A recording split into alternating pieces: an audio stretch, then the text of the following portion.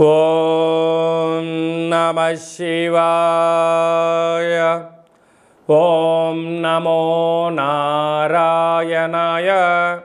కర్మ నివారణ నరదృష్టి నివారణ తులాభార కాల భైరవాయ నమో నమః.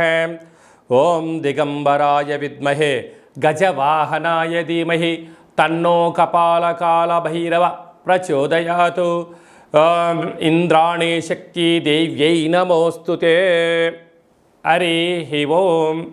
మా ఛానల్కి స్వాగతం. చూస్తున్న వీక్షకులకు ప్రేక్షకులకు ప్రియ కాల భైరవ భగవద్బంధువులకి స్వాగతం పలుకుతూ మమ్మల్ని ఎంతగానో ఆదరిస్తూ ఉండబడినటువంటి ప్రియ సోదర సోదరీమణులకు, సనాతన ధర్మ సంరక్షకులకు, జ్యోతిష్య అభిమానులకు గురువుల యొక్క ఆశీస్సులు అందరిపైన ఉండాలని, అందరికీ శ్రీ కపాల కాళ భైరవ స్వామి ఆశీస్సుల చేత అందరూ నిండు నూరేళ్ల ఆయురారోగ్యాల చేత విద్యార్థులకు విద్య, ఉద్యోగస్తులకు వ్యాపారస్తులకు వ్యాపార ఆకర్షణ, ధనాకర్షణ కలిగి ఎవరికి ఎలాంటి కష్టాలు లేకుండా ఐశ్వర్యాన్ని, ఆనందాన్ని, కష్టపడే తత్వాన్ని ప్రసాదించాలని కాళభైరవ స్వామిని కోరుకుందాం.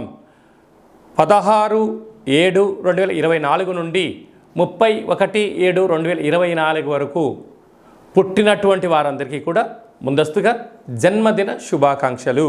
గతంలో వివాహం చేసుకున్న వారికి వివాహ వార్షికోత్సవ శుభాకాంక్షలు. ద్వాదశ రాశుల్లో గ్రహ గమనాల్ని వీక్షింపచేద్దాం.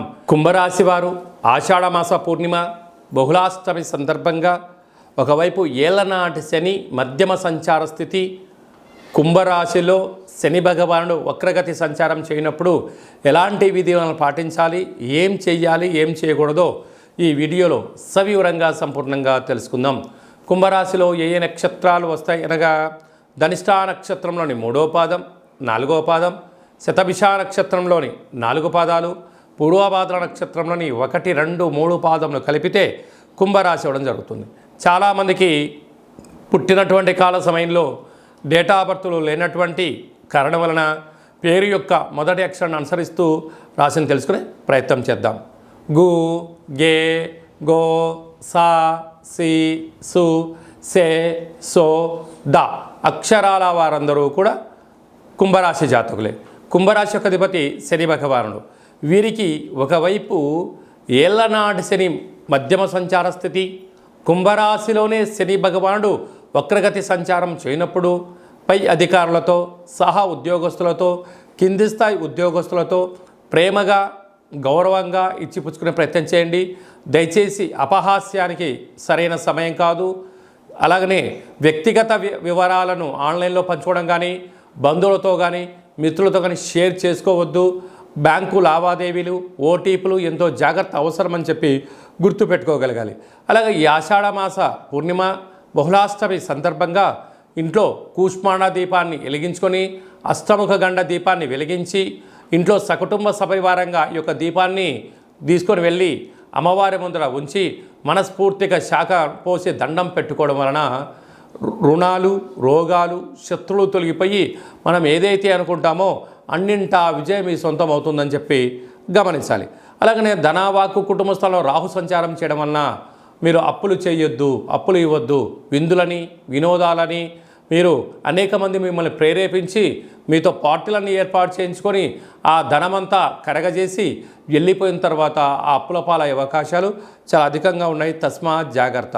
అదే కాకుండా అర్ధాష్టమ కుజుడు, కుజదోష ప్రభావం కారణం మీ జన్మ నక్షత్రం రోజున పూర్ణిమ అమావాస్య తిథి ఎందున వాయు జల ప్రయాణాలు, నిప్పుతో నీటితో మాటలతో వాగ్వివాదం పనికిరాదు అని చెప్పి గుర్తుపెట్టుకోగలగాలి.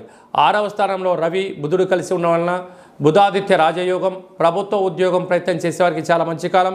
అక్కడే శుక్రుడు కూడా సంచారం చేయడం వలన ఇంట్లో వస్తువులు, ఫోన్లు, టీవీలు, రిఫ్రిజిరేటర్లు మీరు ఇంటిని విలాసవంతంగా చేయాలని మీ కోరిక నెరవేరబోతుంది. అలాగే అష్టమంలో కేతు చిన్న చిన్న విషయాలకు ఎదుటి వ్యక్తులు ఏమనుకుంటారో, ఎదుటి వాళ్ళు ఏమనుకుంటారో, పక్కవారు ఏమనుకుంటారో, నా యొక్క పరిస్థితి ఏంటని చెప్పి మీరు ఎప్పుడూ కూడా మీకన్నా ఎదుటివారు ఏంటో గురించి మీరు అనుకుంటూ ఉంటారు. కానీ మీ పని మీరు చేసుకుంటూ వెళ్తుండని అనేవారు అంటూనే ఉంటారు, వెళ్ళేవారు వెళ్తూనే ఉంటారు, వచ్చేవారు వస్తూనే ఉంటారు. విజయమే మీ మార్గంగా ఏకైక లక్ష్యంగా పెట్టుకోండి. కుంభరాశి వారికి అన్నీ సాధ్యమే అని చెప్పి గుర్తుపెట్టుకోవాలి.